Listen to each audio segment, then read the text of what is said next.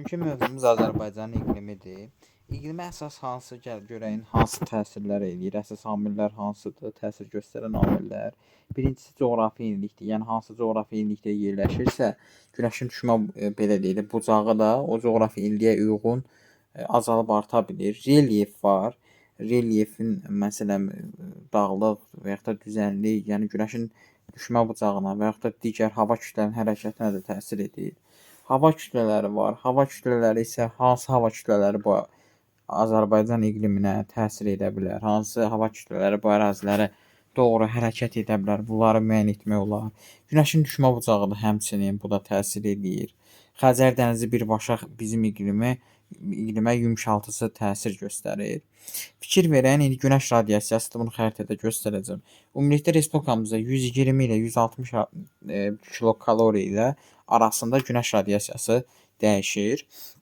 Bunun maksimum kəmiyyəti Naxçıvan yüksək dağlıq, sonra ondan az, yəni 150-160 kakal arası, 145-150 kakal arası Naxçıvan orta dağlıq və alçaq dağlıq hissələri, 140-145 kakal arası isə belə deyək, Kiçik Qafqaz və Böyük Qafqazın yüksək dağlıq hissələri və 120 130, daha doğrusu 135 kakal arası Kür-Araz ovalığı və 125-130 kakal arası əsasən qismən alçaq dağlıq hissələr və 120 ən az hissələri isə 120-125 kakal arası isə baxın məsələn fikir verin, orta dağlıq, dağətəyi zonalar daha doğrusu bura daxildir. Fikir verin dağətəyi zona. Bunun da əsas səbəbi ondan ibarətdir ki, bu ərazilərin, orta dağlıq hissələrinin daha çox buludlu olmasıdır, rütubətli olmasıdır. Buludluluğun burada çox olmasıdır ki, burada kilokalori, yəni günəş radiasiyası azalır. Deməli, maksimum kəmiyyət Naxçıvanın yüksək dağlıq hissələri, diqqətlə baxın. Ondan sonra orta və alçaq dağlıq hissələri. Minimum kəmiyyəti isə böyük, kiçik və Talış dağlarının dağətəyi zonalarıdır ki, burada buludluğun səviyyəsinə görədir. İndi gəlin görə Azərbaycan günəş radiasiyasının hansı iqlim diaqramı ilə dəyişir?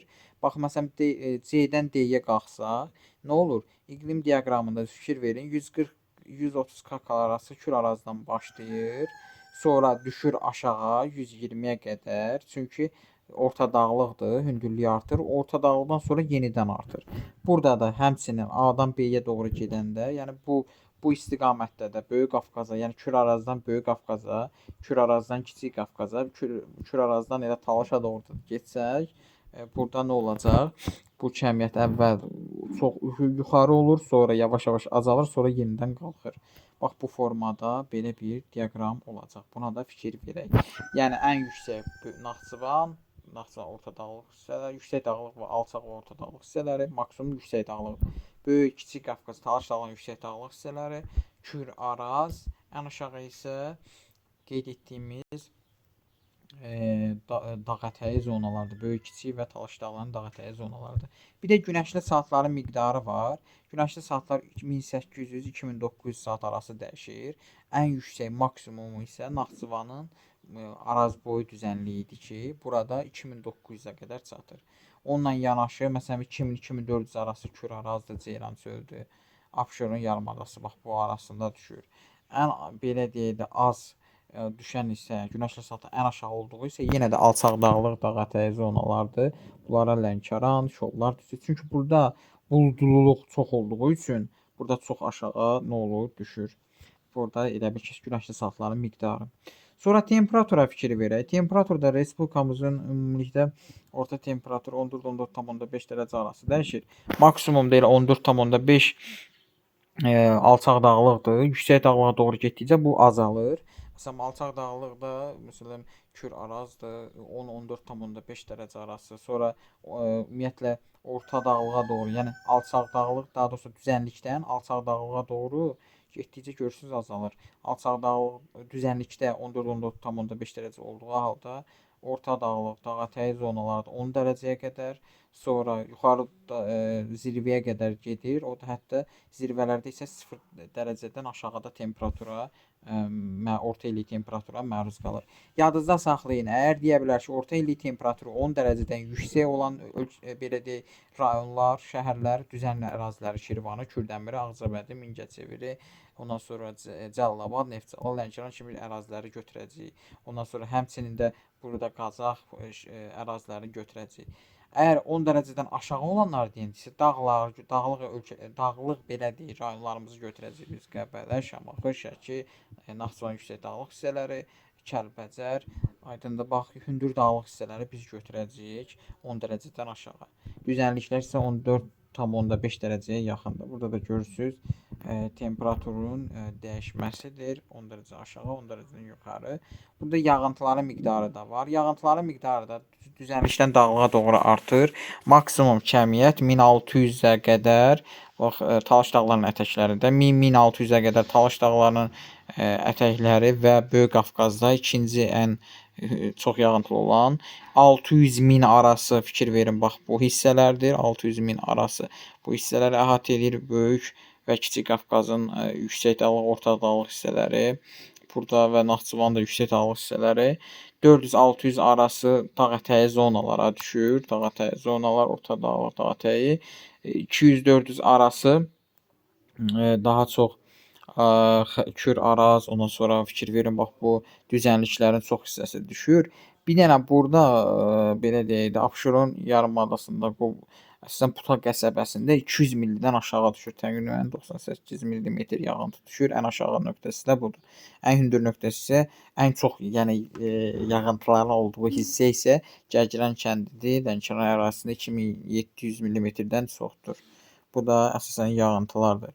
Azərbaycan iqliminə təsir edən hava kütlələri var. Məsələn, kontinental var.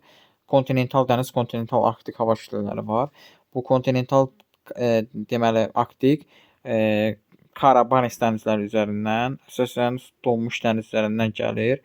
Bu daha çox qış ayları daxil olur və daxil olan zaman havanın temperaturu aşağı düşür və daha çox şaxtalı, quru, belə deyək də, soyuq hava şəraiti formalaşır. Sonra gəlir mülayim, daha doğrusu kontinental dənizi isə əsasən belə deyək də, Skandinaviya yarımadasının üzərindən daha çox arktik, yəni iqlim qurşağının donmayan dənizləri üzərindən gəlir. Bu isə daha çox yağıntılı və soyuq hava şəraiti yaradır. Sonra mülayim dəniz hava kütlələri. Mülayim dəniz hava kütlələri əsasən qərbdən daxil olur. Azor antisiklonu da deyirlər. Bu hava kütlələri Xəzərə daxil olaraq burada yağıntı, çoxlu, belə deyək, rütubət gətirirlər bu hava kütlələri, mülayim dəniz hava kütlələri. Sonra daha çox belə deyək də, rütubətli hava şəraiti. Mülayim kontinental isə Şərqi Avropadan, Qərbi Sibirdən, Qazaxıstandan daxil olurlar. Bunlar isə daha çox havanı daxil olaraq soyuq və quru hava şəraiti yaradırlar. Mülayim kontinental hava kütlələri. Hətta Xəzər dənizinin üzərində də biraz yumşalır mülayim kontinental hava kütləsi. Sonra tropik hava kütlələri Şimali Afrika və Ərəbistan üzərindən gəlir. Quru hava şəraiti yaradır. Yay ayları daxil olur. Ümumiyyətlə qışda da, yayda da daxil olanda isti hava şəraiti, quru hava temperaturu artırır və bu vəziyyətdə olur. Cənub siklonları Aralıq dənizindəndir. Bu da yağıntılı gətirir, rütubət gətirir özü ilə. Yadınızda saxlayın. Orta Asiya hava kütləsi isə günəbaxandır. Yayda daxil olanda temperaturu artırır, qışda daxil olanda isə temperaturu azaldır. Bir də yerli hava kütlələrimiz var. Xəzər dənizi üzərindən məsələn Gilavardır. Cənub-şərq istiqamətdən gəlir. Qışda havanı mülayimləşdirir, yayda isə havanı qızdırır. Sonra Xəzridir. Şimal şərqdən gəlir, soyuq hava yaradır. Fövqəladə dağ ilin soyuq dövründə əsir, isti küləkdir. Soyuq dövrdə dağlardan qarı əridir. Dağ-dərə küləkləridir, qeyri-bərabər qızması nəticəsində əmələ gəlir. Gündüz dərədən dağa, gecə isə dağdan dərəyə doğru əsir. Ağ yel, qara yel var. Bu da deməli qara yel Qazax, Gəncə, ağ yel isə Kür, Araz olur və ilin isti dövründə əsir. Təsərrüfata böyük ziyan vurur.